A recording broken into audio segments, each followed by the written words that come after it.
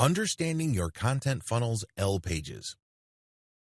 A lot of people misunderstand the role of L pages. L pages, of course, stand for like pages. These are pages intended to push people to trust your brand enough to buy from you. In other words, these L pages assume that when people click over to them, they know enough about the basic information of your niche. They're not trying to answer general questions. L pages don't share basic info. I just want you to be clear about this. When you create an L page, you're not saying to the reader why you are interested in this stuff or people are interested in this type of product. They don't want that. That's introductory stuff. For example, if somebody is looking to bake Napolitano-style pizza, they go first to a K page that tells them that Napoli-style pizza came from Naples in Italy. It was brought by Italian immigrants to the United States. It is a very tasty form of pizza. It's puffy, so on and so forth. When people go to an L page from that original K page, they don't want to be told the same info. They already know the background. Now they want specifics, like how not to burn their Napoli pizza too much. What kind of pieces are available to produce the very best Neapolitan-style pizza? You get the point. They're looking for deeper information, which would then eventually lead them to buying a product. They have deeper needs at this point. Don't waste their time by rehashing basics or intro. It just erodes your credibility and authority. When people land on an L page, you should safely assume that they already know about the categorical options available to them. L pages are all about distinction. L pages are all about pushing your prospect to one type of product category over another.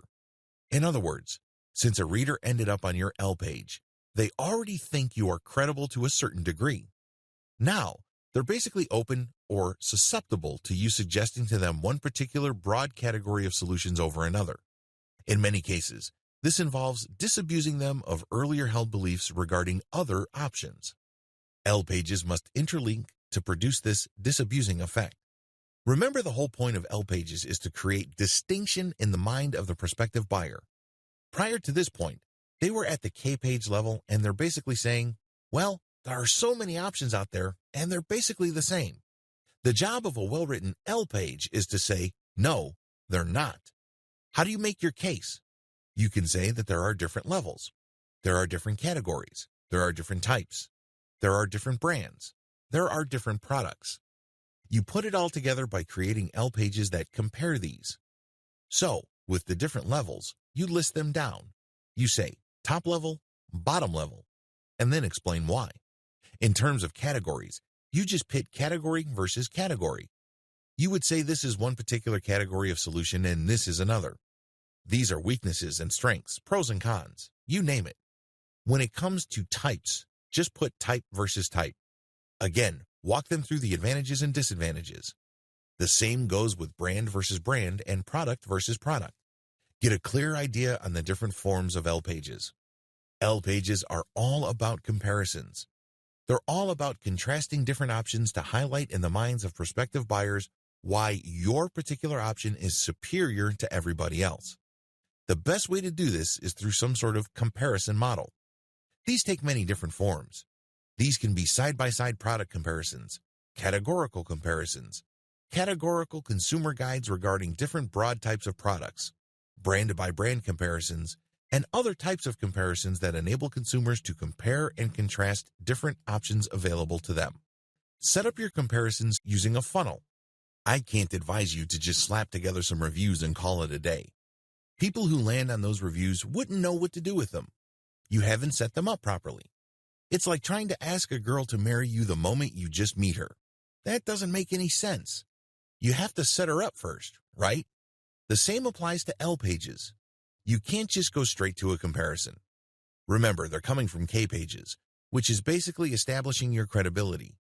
So, you have to have some sort of intermediary set of pages that highlights, in broad terms, the different options out there and why your preferred class of solutions makes the most sense in the lives of your prospective audience members. You have to qualify people first. You have to understand that a lot of people may bounce off your website. They might think, this is not the information I'm looking for. And that's fine. They were never your customers to begin with. They weren't going to buy from you anyway. What's important is you focus on people who are suggestible. These are people you can persuade or otherwise influence to eventually buy from you. Set up your comparisons to win. A lot of people think that if they just put up a comparison of different products that somehow, some way, the prospective buyer will know what to do. Well, chances are they'll get pieces of information from your comparison chart and buy somewhere else. This happens all the time to Amazon affiliate marketers. It's really sad that they do all the heavy lifting and research, only to end up with a whole lot of nothing because their prospective customers spend their hard-earned dollars somewhere else. You don't want that to happen to you. So, you have to set up your comparisons in an underhanded way. Basically, just by looking at the comparisons, it becomes abundantly clear what direction you're pushing them to. Is this underhanded? Yes, but it doesn't have to be unethical. If you lay out the facts, then ultimately, it's the consumer's choice. It's all about playing up your strongest hand. Selling anything online and offline is like playing poker. You want to work with your strongest hand. Even the worst product in the world can still be positioned in such a way that it can be bought. And it all boils down to highlighting your strongest feature. Even the ugliest woman on the planet can still find a date if she positions herself right. Maybe she's got a great sense of humor.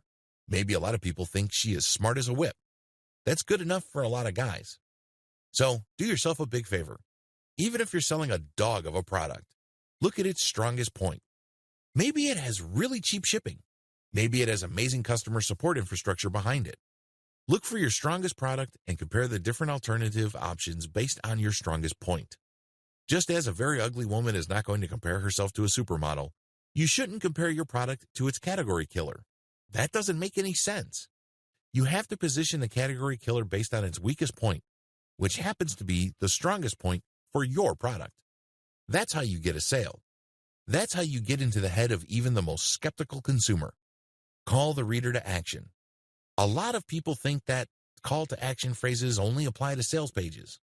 They're clueless about the fact that even content pages have to have a call to action. You have to understand that if consumers are unclear as to the next action they're going to take, they can be relied on to do nothing.